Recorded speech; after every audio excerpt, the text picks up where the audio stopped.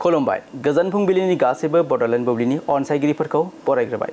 दिनै 5 जुलाइ रबिबारनि फानजामुथिखौ फरायथिनो लादों आं रबिन बसुमतारिया। फानजामुथिनि गिबियाव दं मेष राशि। फालांगियारि बिथिङाव जौगानाय फैगोन, रांखावरि थिसननो हागोन। वृष राशि। समाजाव मोजां मान मोनगोन, नोंथांनि माना बांगोन।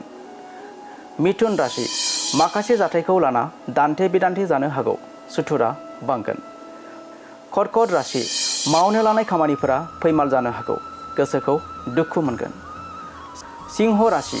गोनांथार खामानि लाना बहाबाफोर दावबायनांनो हागौ, मोजां सान। कन्या राशि। नखराव गोजोन थासारि फैगोन, रंजा बाजायै सानखौ बारहोनो हागोन। तुला राशि। फरायनायनि बिथिङाव हेंथा नुजानो हागौ, सानै हयै आगान सुरनांगोन। वृश्चिक राशि। नखराव सुखु गोजोन फैगोन, रांखावरि थिसननायाव सांग्रां जा। धनु राशि। नाजानायनि गोथार फिथाइखौ मोनफुंनो हागौ, खामानिखौ गोसो होना मावनांगोन। मकर राशि। नोंथांनि मोजांखौ नुना गुबुना मेगन सानो हागौ, सांग्राङै थानांगोन। कुम्भ राशि। आसा खालामनाय खामानिया जाफुंनो हागौ, मोजां सान। आरो मीन राशि।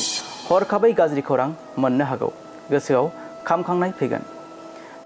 दिनै सानसेनि राशि फरायथिनाया एसेनोसै। आसा खालामो नोंथांनि दिनैनि साना मोजाङै मोजां थांगोन, बेखौ बड'लेण्ड बुब्लि नखरनिफ्राय मिजिंथिबाय। गोजोन्थों।